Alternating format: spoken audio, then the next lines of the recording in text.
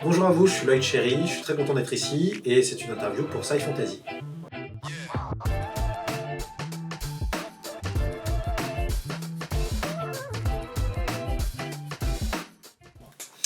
Donc bonjour à tous, je suis Lloyd Cherry, j'ai 34 ans, je suis journaliste.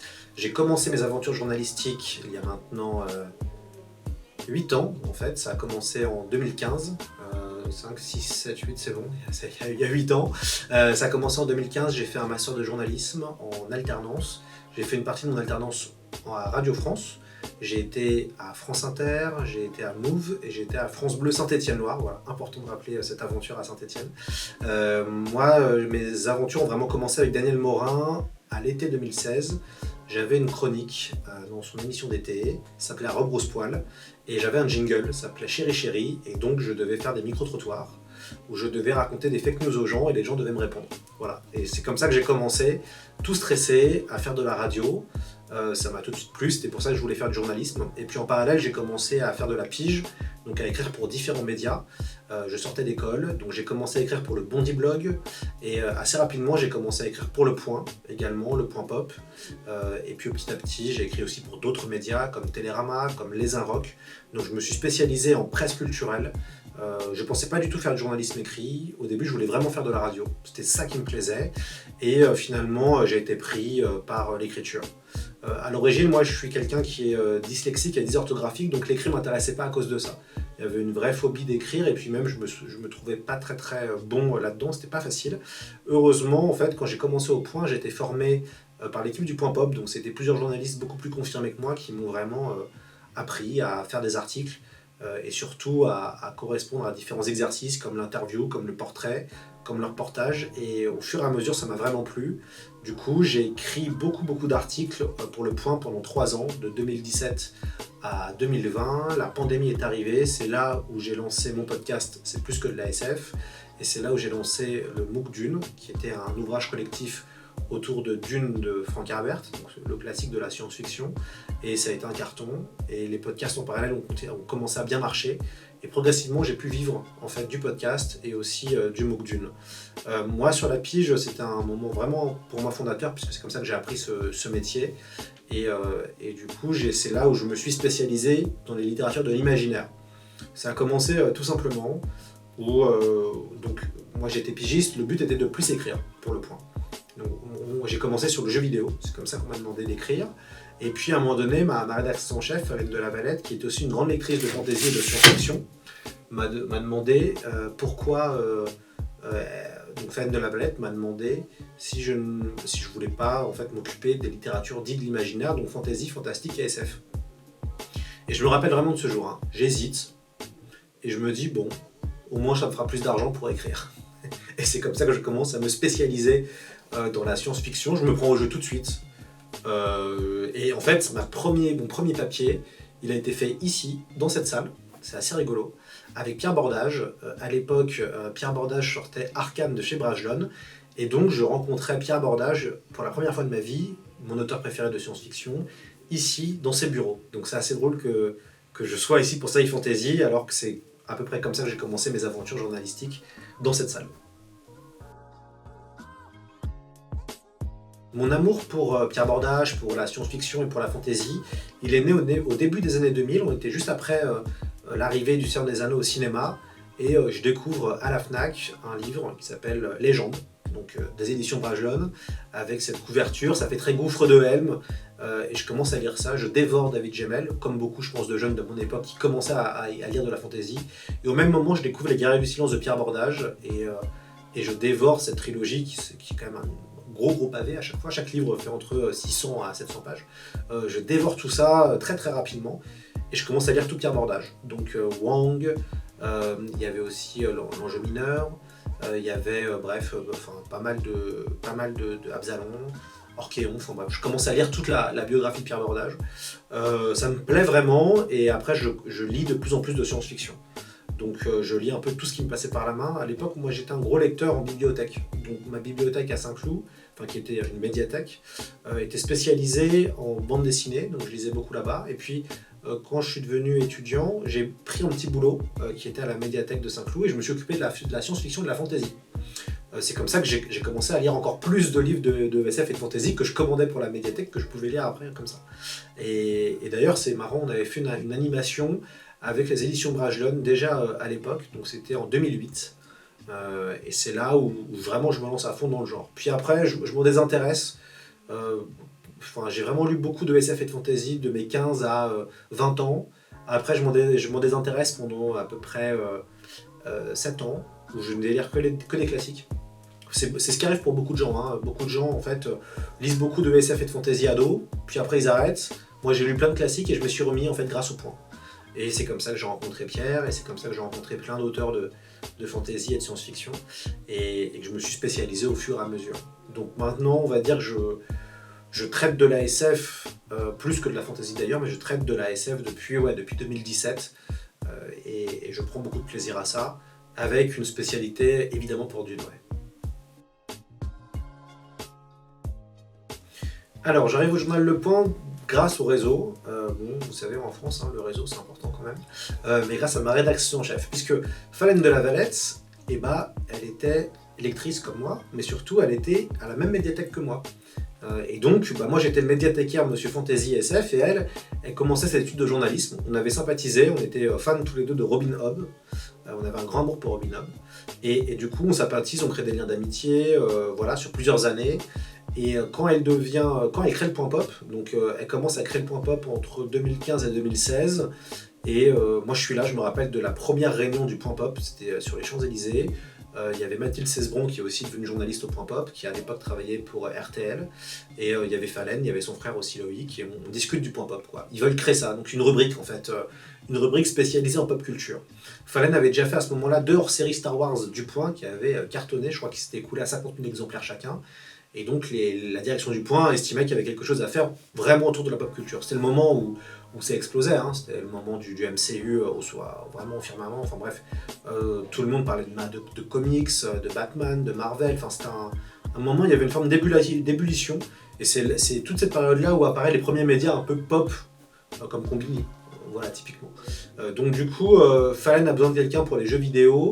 À ce moment-là, moi j'avais envie, je faisais des études de journalisme, donc du coup moi je voulais vraiment aller dans la radio, mais comme j'avais besoin d'argent pour pouvoir vivre, je cherchais des piges. Et ça a commencé comme ça. Et du coup, je suis très reconnaissant parce que c'est grâce à Falène qui m'a permis de commencer au Point.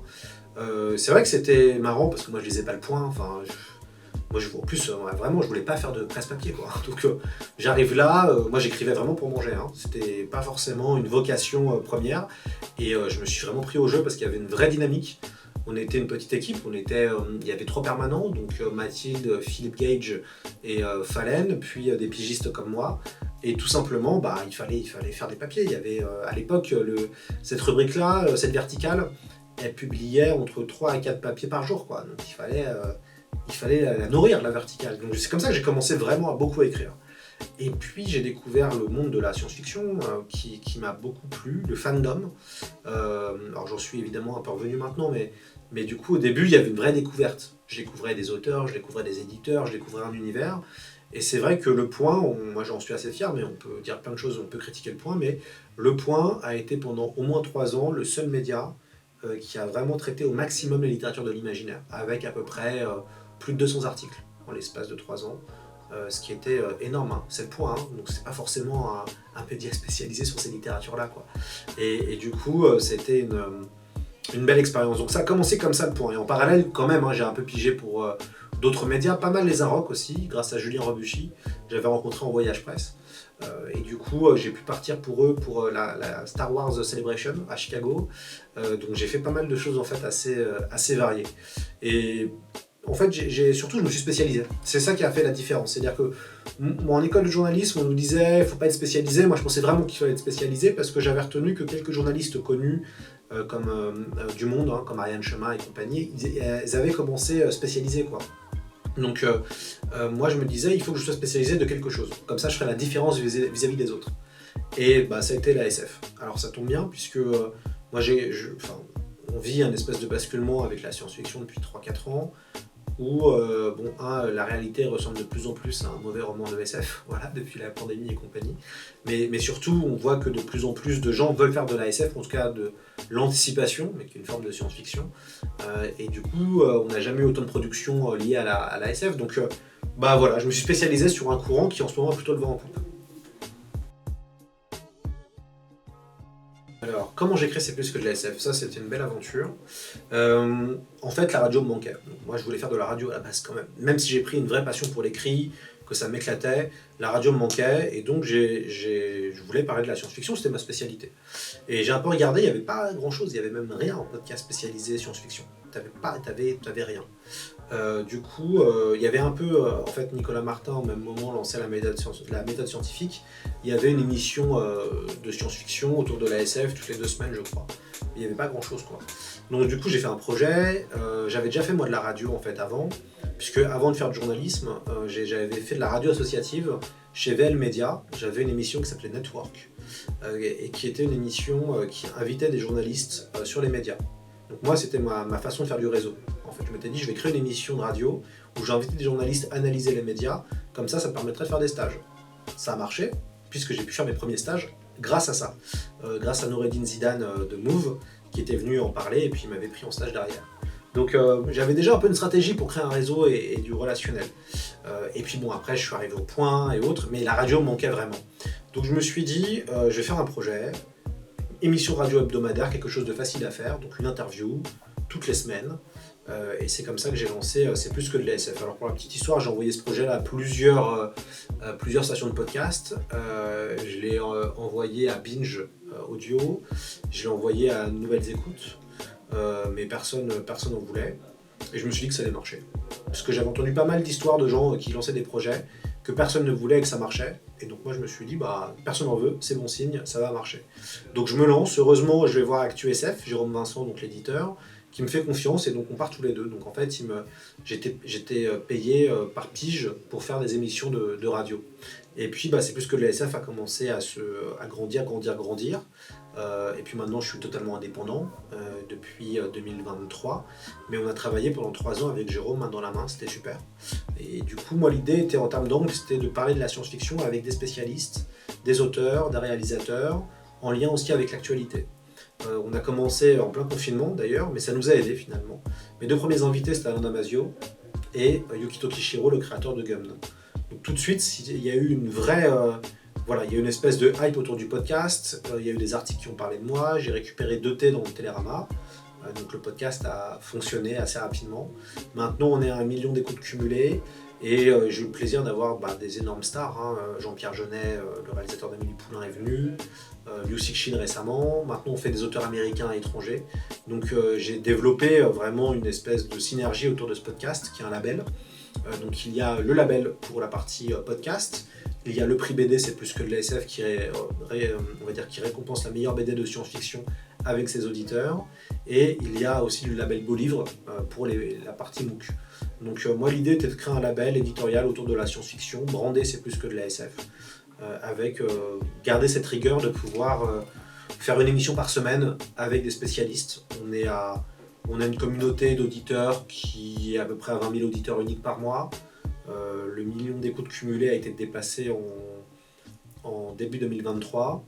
Le podcast fonctionne bien, je gagne des auditeurs tous les mois, que ce soit sur Apple Podcasts, Spotify, je vois que ça augmente au fur et à mesure.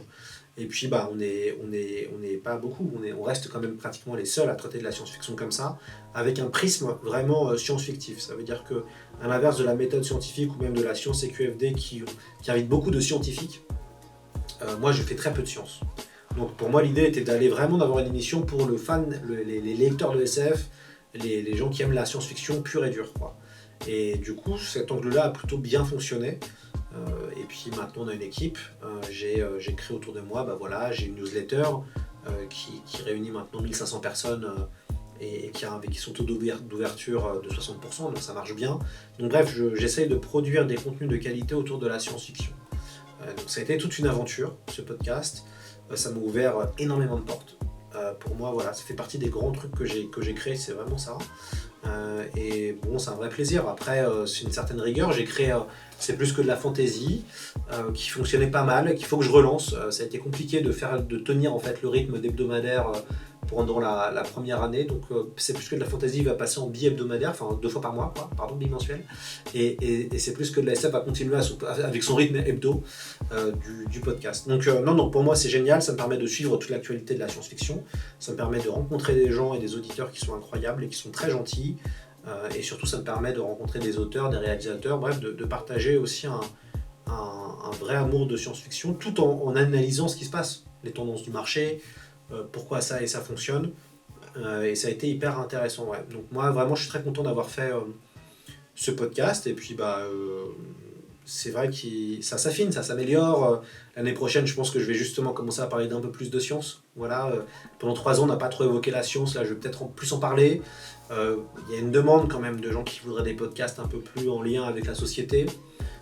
Donc voilà, donc l'idée est d'arriver à jongler quand même entre l'actualité en lien avec la science-fiction, les grands classiques de la SF et toutes les grandes thématiques qui se posent autour de l'écologie, notamment autour de la science.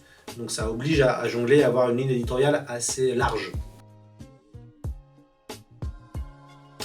Du coup, comment ça se passe? C'est plus que de la SF, donc dans les coulisses de la création. C'est assez simple. En fait, j'ai un planning. J'essaie de prendre de plus en plus d'avance pour préparer et planifier les films et les invités. Avant, je faisais pas trop ça, ça pouvait être un peu le jour le jour. Donc j'essaye de planifier, de voir de qu'est-ce qu'on va parler, soit en fonction de l'actualité. Gros film de SF, typiquement Avatar 2, obligé d'en parler, c'est énorme.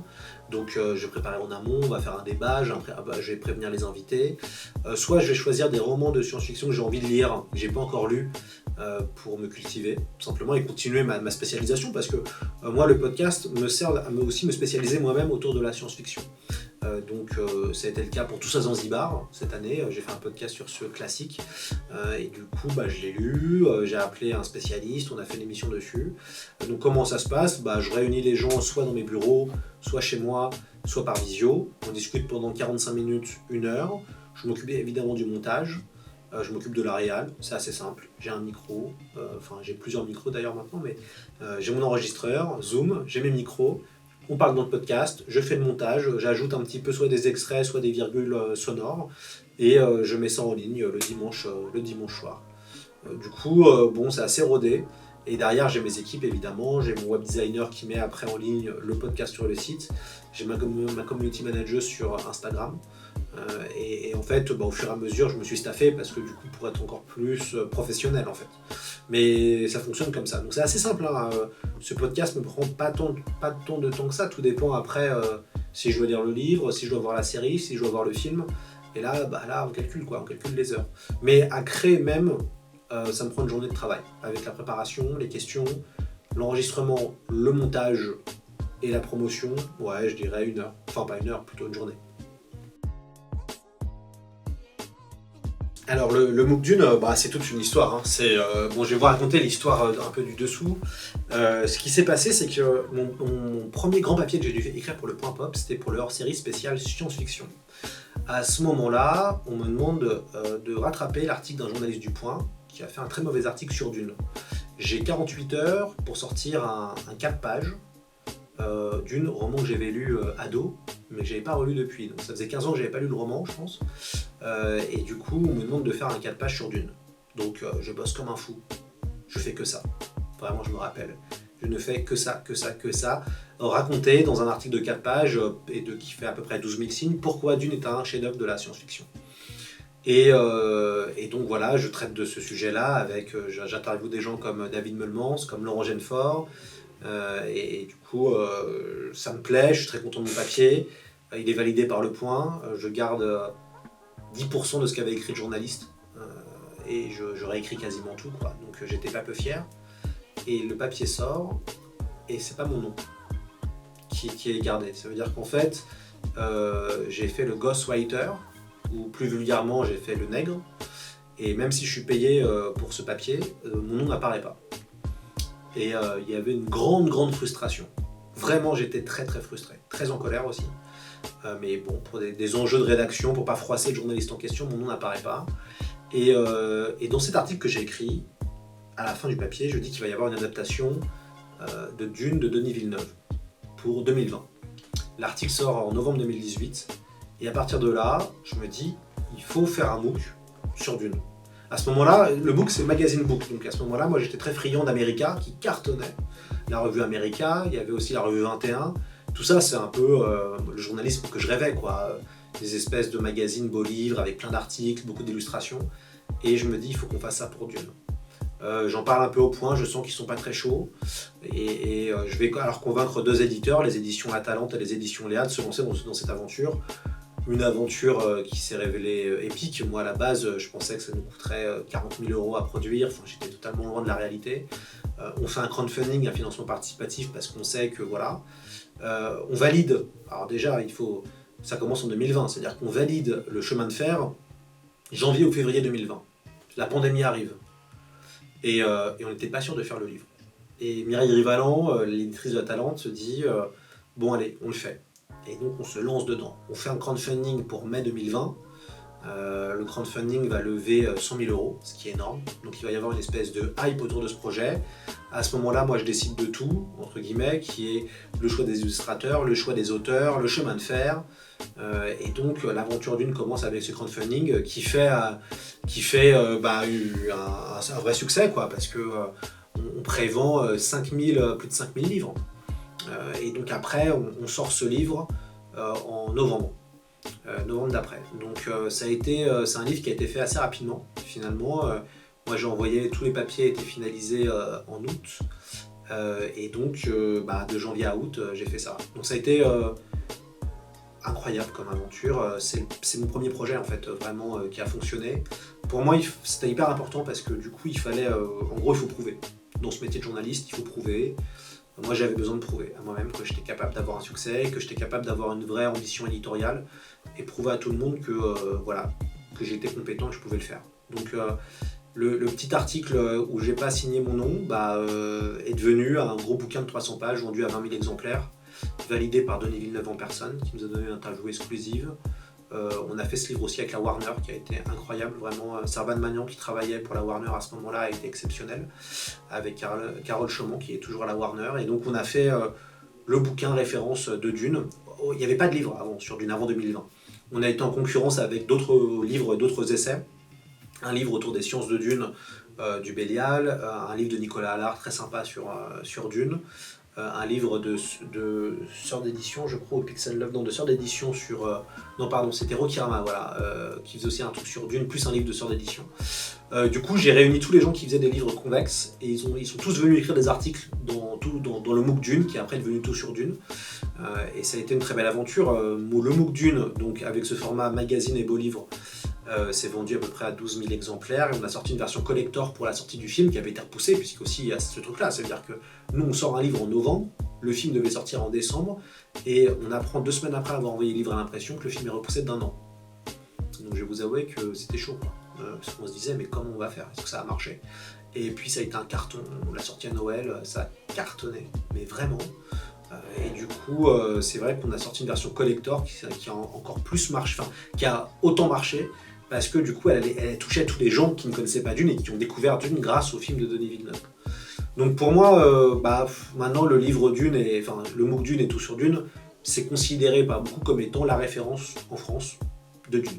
Voilà, si vous voulez un livre qui analyse les 2 premiers romans de Frank Herbert et les films, que ce soit Jodorowsky, que ce soit David Lynch et que ce soit Denis Villeneuve, un petit peu, c'est ce livre qu'il faut lire. Donc bon, il y a une fierté personnelle, mais c'est une aventure collective. Il y a eu 100 personnes qui ont travaillé dessus, il y a des contributeurs incroyables, on a eu des dessins, on a eu des rencontres, ça a été génial, quoi.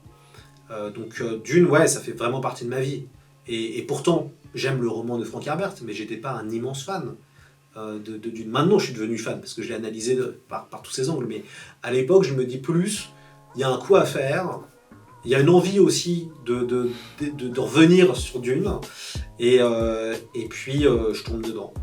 Et du coup, c'était bien de ne pas être un immense fan, ça permettait d'avoir du recul. Moi, je pense que c'est quand, en tout cas, on fait de ce rôle de rédacteur en chef, c'est important d'avoir un recul, d'avoir une vision de 360. Donc, par contre, ce qui était super, c'était de réunir tous les fans de Dune. Et ça a été une grande fierté. Et puis, voilà, ça fait partie de ma vie, et puis aussi de la vie de mes 2 éditeurs, parce qu'on on a quand même vibré hein, quand qu'on a su que il y a eu le confinement, enfin quand il y a eu le deuxième confinement alors qu'on devait envoyer les livres. Ça a été toute une angoisse, on a dû faire 1000 changements d'adresse. Les gens s'imaginent pas, mais il a fallu envoyer quand même 5000 livres à des personnes. Deuxième confinement, 1000 changements d'adresse. On a livré des gens jusqu'en avril, enfin, à la honte quoi, c'était très compliqué.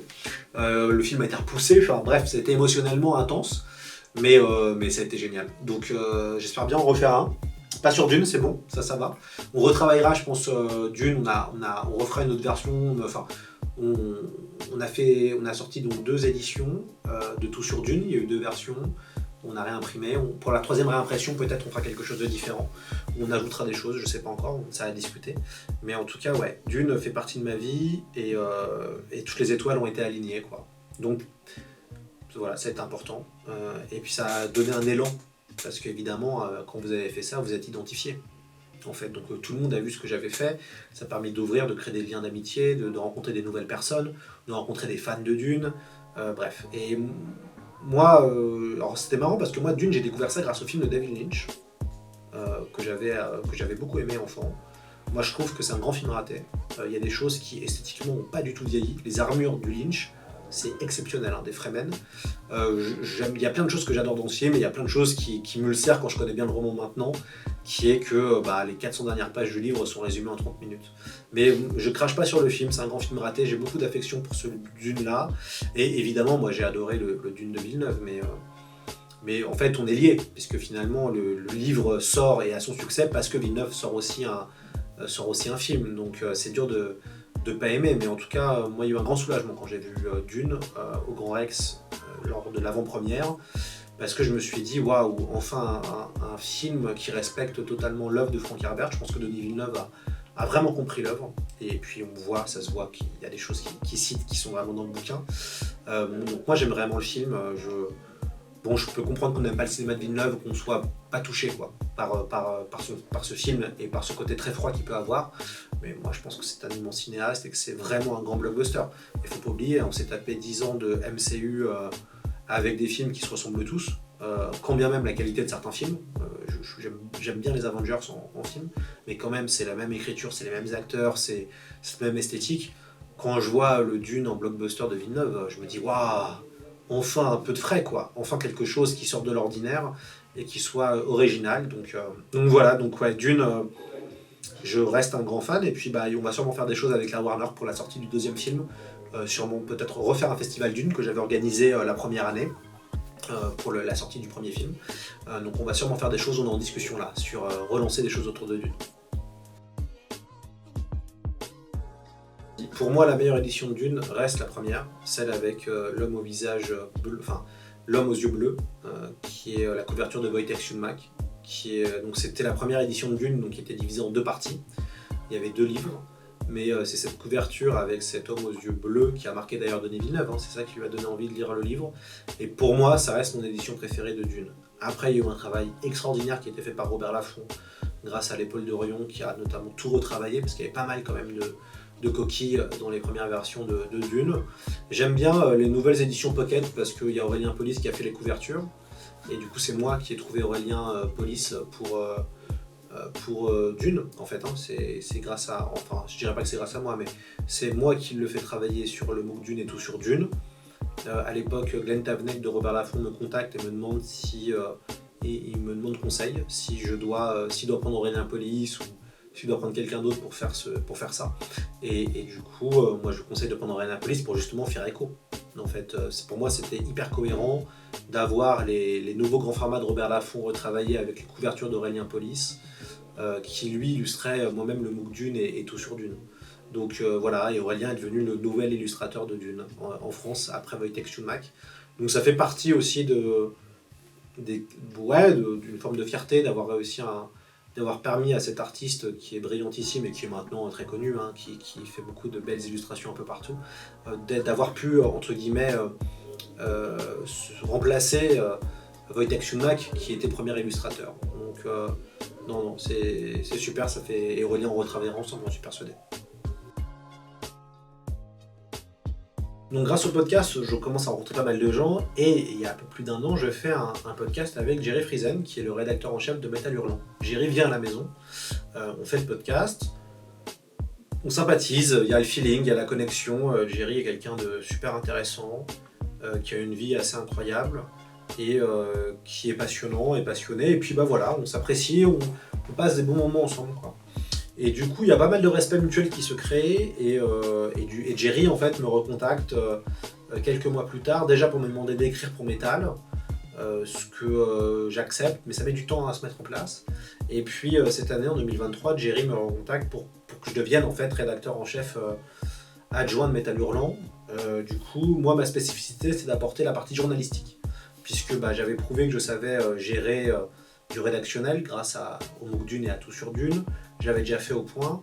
Et donc, Métal Hurlant, qui est un magazine qui renaît depuis maintenant 2 ans et demi, fonctionne très bien. Et donc, il y avait une envie d'écrire des articles pop culturels, d'aller faire des portraits, d'aller faire des interviews, d'apporter une touche journalistique qui était très présente dans les premiers Métal Hurlant, en fait, dans la première génération de métal. Donc, on vient me chercher, je suis très surpris, parce que globalement, de ce que j'ai compris en faisant cette aventure sur Dune, c'est que les projets ambitieux sont assez rares dans l'édition, aussi dans le journalisme. C'est compliqué, en tout cas l'édition est un médium qui... en tout cas, c'est une industrie qui prend peu de risques. Voilà, et donc moi j'étais assez surpris qu'on me dise Lloyd, ce qui nous intéresse, c'est justement ton ambition, tes envies, tes idées, puisque souvent mon ambition, mes envies, mes idées coûtent un peu d'argent, quoi. Donc j'étais assez surpris qu'on vienne me chercher et qu'on me dise non, mais c'est justement ça qu'on veut. Et donc j'ai pu faire une propale. Donc j'ai fait un gros visuel, j'ai fait un PDF pour proposer un peu moi ce que je voyais, le futur de Métal Hurlant, en fait, vers quoi il faudrait qu'on aille. Et en fait transformer Métal Hurlant, qui est géré par un éditeur, qui est les Humaines Associés, progressivement que ce magazine devienne un vrai média, avec des journalistes, une rédaction, tout ça. Donc ça c'est étape par étape. Et c'est comme ça que ça a matché. Donc moi, on me demande d'apporter aussi des nouvelles plumes, d'apporter des idées, d'apporter des artistes. Moi, ça me correspond et ça me va tout à fait. L'idée va être de faire aussi des collaborations avec d'autres médias pour que Métal Hurlant existe aussi avec d'autres.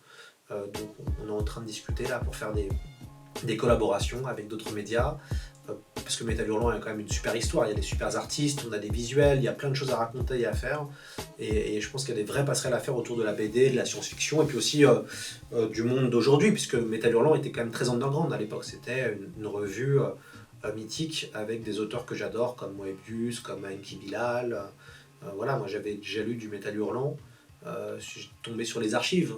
Et c'est vrai que à Métal, il y a une grande créativité, et puis surtout il y a Jean-Pierre Dionnet qui était le créateur et rédacteur en chef, enfin, un des co-créateurs avec aussi Philippe Druyet, Moebius.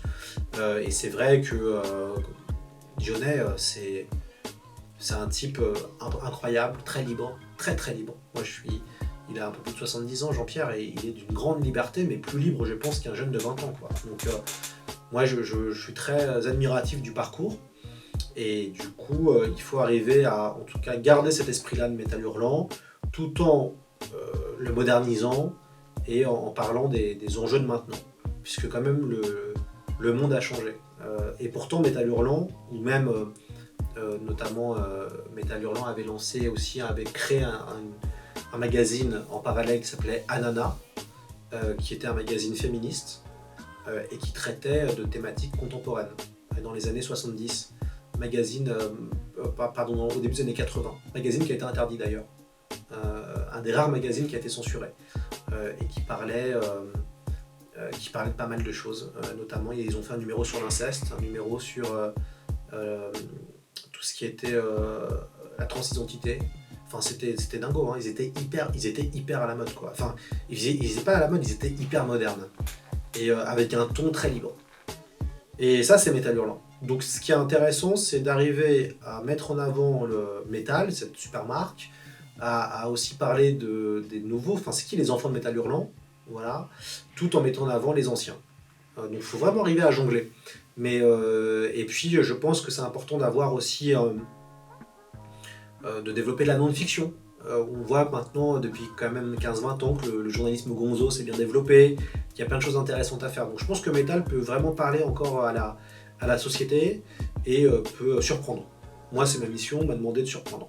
Donc, on commence petit à petit, hein. Là, je réunis des équipes. J'ai fait une annonce pour chercher des pigistes, pour chercher des auteurs. L'idée va être de créer, de faire venir des nouveaux auteurs, de faire venir des nouveaux journalistes, que ça tourne. Moi, l'idée est d'avoir un peu de rédaction tournante et d'aller voir de chercher des profils différents. Donc moi, ça me plaît, j'ai une grande liberté. J'ai hâte j'ai hâte de voir comment ça va évoluer. Et puis on va dire que ma marque va vraiment arriver à partir du numéro 9 qui sortira en novembre. Donc voilà, il y a un peu de temps avant de voir qu'est-ce que je vais produire avec d'autres. Mais non, il y a plein de choses à faire, je suis très content. Et Métal Hurlant peut vraiment encore parler à maintenant. Et je pense qu'il va falloir développer des choses autour du web, autour de la vidéo. Bref, il y a pas mal de choses à faire. Mais tout ça prend du temps, il faut y aller step by step. C'est un joyau aussi, Métal Hurlant, donc il faut le préserver. Il faut essayer des choses. Et ça c'est collectif. Et on discute beaucoup avec Jerry Frissen, mais aussi avec Marie-Christine Conchon qui est la DG en fait des Humano. Et du coup moi je suis vraiment là pour apporter cette touche journalistique. Donc de mettre en place des petites choses typiquement. Je pense un exemple. Je pense qu'à l'avenir on va commencer à faire des numéros spéciaux pour peut-être les grands anciens quand ils partiront, qu'on puisse dégainer une espèce de grande nécro. On appelle ça faire du frigo, mais ça c'est un truc que j'ai appris au point, de faire des espèces de mini hors-série quand une grande personnalité de la pop culture décède. Voilà, je pense que Métal peut vraiment faire des choses intéressantes, mais ça c'est des habitudes de presse, donc ça va venir petit à petit. Mais c'est bon, moi je suis encore très surpris, et puis c'est un nouveau départ, donc c'est bien parce que je continue évidemment le podcast, je continue tous mes projets éditoriaux, j'ai une BD qui va sortir chez Casterman là, en 2024, mais il y a une envie aussi ça me permet de garder le journalisme en fait, cette aventure Métal Hurlant, donc je vais pouvoir aussi continuer à écrire, puisque quand même l'écriture c'est un muscle, et ça se perd très vite. Donc ça va me permettre un peu de me remuscler, parce que ça fait longtemps que j'ai pas écrit beaucoup. Et l'idée va être de mettre en avant aussi toute une nouvelle génération de journalistes. Moi j'ai 30 ans, tout à l'heure j'ai 33 ans. Je connais plein de journalistes super qui ont mon âge, on est de la même génération. Beaucoup sont frustrés d'être dans des rédactions qui bougent pas, qui sont phagocytées par des gens qui sont pas très bons. Et du coup, il y a une vraie volonté de faire écrire des gens bons sur les thématiques sur lesquelles ils sont spécialisés. Et pour moi, c'est hyper important d'aller dans une forme de méritocratie, entre guillemets, d'aller voir chaque journée. En tout cas, moi, je me suis spécialisé sur l'ASF. Donc, moi, ce qui me plaît, c'est d'aller voir des gens spécialisés sur d'autres thématiques et de les faire écrire parce qu'ils sont cohérents et parce qu'ils sont compétents. Et puis, je pense que aussi, ce sera aussi un challenge de donner la chance à des jeunes journalistes. Mais par contre, moi, je suis passé par là. Donc, quand Télérama m'a proposé de faire un papier pour un hors-série spécial Michael Jackson, j'avais pas fait grand-chose et ils m'ont donné ma chance. Donc, c'est important de donner la chance aussi à des plus jeunes. Mais par contre, il faut être très rigoureux et il faut prouver. Voilà, c'est le journalisme. Il y a un côté assez bête et méchant, il faut prouver. Donc, et pour prouver, c'est l'écriture d'un papier, c'est un reportage, c'est une vidéo.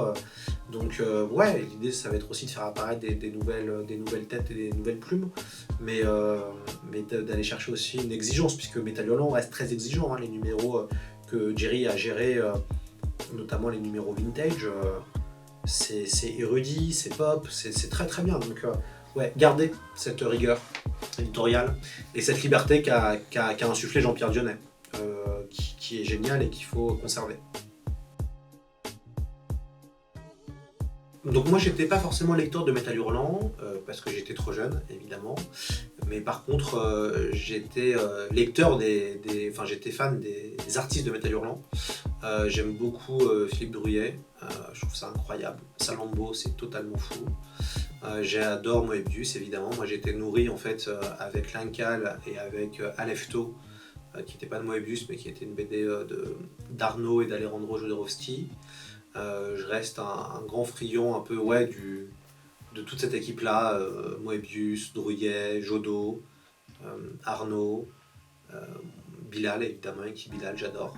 Donc moi je suis un consommateur des vieux, évidemment des anciens, qui sont les grands maîtres de la bande dessinée franco-belge et qui ont surtout révolutionné la BD de genre. Je suis assez impressionné par les nouvelles plumes et les nouveaux dessinateurs que trouve Jerry et puis toute son équipe. Il y a pas mal d'artistes venant du monde entier, ça je trouve ça super. On arrive à avoir des gens comme Mathieu Bablet pour le premier numéro, puis avoir d'autres personnalités dans les autres numéros. Je trouve que c'est une bonne idée de donner la chance en fait à plein de jeunes. Et puis ça permet aussi, pourquoi pas, d'ouvrir vers d'autres choses. Non, moi ça me plaît bien. J'aurais pas vraiment de vision moi sur la partie BD, je suis pas là pour ça, moi je suis vraiment là sur la partie journaliste. Mais par contre, j'hésite pas à recommander des artistes qui m'ont envoyé des messages ou avec qui j'aimerais bien travailler. Donc ça, j'ai aucun problème pour faire de la recommandation. Et puis là, en ce moment, j'ai repris, en fait, j'ai récupéré un livre de 2 nouvelles graphiques qui raconte l'histoire de Métal Hurlant. Donc en ce moment, je suis plongé dans ce livre pour connaître un peu plus l'histoire de Métal, puisque j'ai lu évidemment des numéros de Métal Hurlant, ça c'est, oui, évidemment, en été, dans les vacances, chez les anciens, souvent je récupérais les numéros de Métal, et j'aimais beaucoup, moi, le ton, que je trouvais hyper intéressant. Je sais pas si c'est encore possible de faire ça, parce que Métal Hurlant, c'était hyper irrévérencieux. On était dans une dynamique qui se ressemble beaucoup de Charlie Hebdo, en fait, finalement, dans certains tons, dans certaines histoires. Et on voit bien que maintenant, c'est compliqué, quoi. On voit bien que le public a changé, on voit bien que le lectorat a changé. Donc je pense qu'il faut arriver à jongler et en allant un peu dans l'underground, qui pour moi irait plutôt tendre vers le journalisme gonzo, vers du récit un peu barré, découvrir des trucs totalement fous. Tout en incorporant le côté un peu pop culture qui paraît peut-être un poil plus lisse, mais qui permet aussi d'aller chercher un autre type de public et de lectorat, puisque Métal Hurlant, je pense que la moyenne d'âge des lecteurs de Métal Hurlant actuellement sont les anciens, ceux qui lisaient Métal, et donc il y a tout un travail à faire pour aller proposer à la nouvelle génération de découvrir Métal Hurlant. Et ça passera par différents biais, je pense. Peut-être par différents médiums, comme la vidéo, comme la BD Instagrammable, enfin bref, il y a plein de choses à faire. Mais ouais, non, moi je fais partie vraiment des amateurs de Métal Hurlant, en tout cas dans le sens où tout ce qui a été mis en place par Jean-Pierre Dionnet à l'époque, et cette fraîcheur et cette liberté de ton, je pense qu'il faut essayer de la garder au maximum. Après, évidemment, c'est à discuter avec Jerry, c'est aussi de voir à quel point on peut être pertinent, sachant qu'on est dans un moment où la presse culturelle galère. Hein. Enfin, Métal Hurlant, ça fonctionne, mais c'est important de le souligner, mais ça fait partie limite d'une anomalie, puisque c'est difficile dans la presse culturelle. On voit plein de médias qui s'arrêtent, malheureusement, et donc il faut arriver à se réinventer en permanence. Non, je pense que la presse culturelle, c'est compliqué parce qu'il y a un lectorat qui est vieillissant, parce qu'on lit moins qu'avant, et parce que la recommandation de la presse culturelle, elle est moins forte qu'avant. Maintenant, ceux qui recommandent, c'est plutôt nos amis influenceurs, voilà, qui sont beaucoup plus efficaces dans leurs recommandations, qui arrivent à toucher un autre type de public. Et je pense que la presse culturelle a été longtemps plan-plan, c'est pas beaucoup renouvelé. L'arrivée des médias, toute la génération des médias des années 2010, comme Vice, comme le Huffington Post, voilà, qui étaient des médias gratuits, et qui ont essayé, Euro 89 en France, qui ont essayé de faire des choses qui étaient des pure players, à un moment donné se sont confrontés avec la gratuité de ce qu'ils proposaient, et puis la problématique de la régie publicitaire. Et c'est vrai que c'est compliqué. Nous, on a vécu l'âge d'or de la presse jeux vidéo. Pour ceux qui étaient là dans les années 90 et les années 2000, il y avait plein de titres. Maintenant, tout le monde va sur Internet, plus besoin d'acheter de la presse. Globalement, tu vas sur jeuxvideo.com, enfin bref, donc du coup c'est compliqué. En fait, le problème de la presse culturelle, c'est qu'elle a subi de plein fouet l'arrivée du numérique, et elle ne s'est pas forcément adaptée. Et 20 ans après l'avènement Internet, on a encore du mal.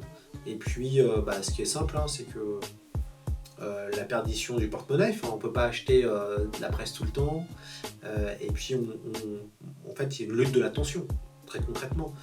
Le temps qu'on passe à lire quelque chose, c'est le temps qu'on passe pas à regarder une vidéo YouTube, à jouer aux jeux vidéo, à regarder des séries TV, et donc tout ça rentre en compétition. Donc il y a une vraie lutte de l'attention, et puis après, évidemment, il faut cibler son public. Et la presse culturelle finalement, la culture, c'est pas forcément ça qui même fait le plus d'audience dans certains médias.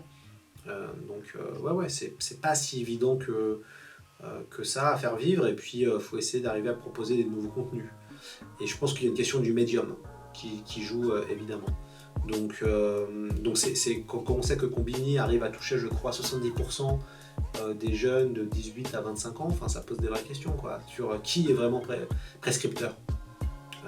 Je sais que Télérama vend encore, que Elle vend encore, que Paris Match vend encore, et surtout quand tu es dans ces médias-là, tu vas vendre. Mais malheureusement, moi je suis pas du tout dupe. Je pense qu'un influenceur est plus fort dans la recommandation que moi avec un article du Point par exemple. Donc ouais, c'est pas évident, mais faut pas lâcher l'affaire. Et puis de toute façon, il y aura toujours un public, je pense, pour une presse de qualité, avec c'est aussi important de travailler sur la partie formelle. Moi je pense que, et c'est le cas de Métal Hurlant d'ailleurs, et c'était le cas du MOOC Dune, il y avait un côté événement. Donc il faut que ce soit beau livre, il faut que tu aies envie de l'avoir dans ta bibliothèque, de garder en fait ta revue dans la bibliothèque. Et donc pour ça, c'est hyper important de travailler sur et avoir cette rigueur formelle pour que ce soit le plus beau possible et que tu sois content de poser sur ta table de salon ton numéro de métal et tout le monde. Donc ça c'est ça il faut aussi avoir cette vision-là des choses. Alors, mon actualité, qu'est-ce que j'ai à faire? Il y a une bande dessinée qui va sortir l'année prochaine, Vertigéo, qui sortira chez Casterman au printemps 2024, si tout va bien, voilà, si on n'est pas en retard. Il y a évidemment le prochain numéro de Métal Hurlant, donc moi j'ai une double page dans le numéro qui sortira à la fin mai, et puis on va dire que le moment où je serai vraiment rédacteur en chef sera pour le numéro 9 qui sortira en novembre prochain. Niveau du podcast, il va y avoir on termine la saison, la 3e saison du podcast. On termine ça mi-juillet et il va y avoir des belles émissions. Il y aura une émission sur Black Mirror, il y aura une émission sur le prochain Spider-Man qui va arriver à la fin du mois. Il y aura aussi des choses sur Star Trek. Enfin bref, il y aura pas mal de trucs sympas. On prépare aussi une belle interview de Catherine Dufour pour la newsletter. Donc il y aura évidemment du contenu. Concernant le prochain MOOC, on est en discussion avec la Warner. On discute. Moi j'aimerais beaucoup faire un MOOC Blade Runner. Mais peut-être ce sera autre chose, donc à voir. Mais bon, le MOOC prend du temps, donc j'aimerais vraiment arriver à en refaire un. Est-ce que ce sera 2024 ou 2025 ? 2025, j'aimerais bien pour les 5 ans quand même. Ça fait Dune, c'était 2020, et la version collector 2021. Donc non, moi ça me manque vraiment j'ai envie de créer ce projet-là. Mais on verra avec qui. Aussi avec quel éditeur, si on reprend les mêmes éditeurs, si je me lance pas dans l'édition moi-même. Enfin bref, il y a plein de réflexions en fait à ce moment-là sur comment faire en sorte que c'est plus que de l'ASF et ce label soit le plus autonome et indépendant possible et puisse continuer à grandir. Encore merci à Sci Fantasy et à Morgane d'avoir fait cette interview. Ça m'a vraiment fait plaisir de revenir ici, puisque c'est dans cette pièce que j'ai commencé mes aventures journalistiques. Donc lisez Sci Fantasy, franchement, un média qui essaye de faire des choses sur la fantasy et la science-fiction, ça fait vraiment plaisir. Et puis plus on sera nombreux, mieux ce sera pour mettre en avant ces genres-là. Donc encore merci à Sci Fantasy.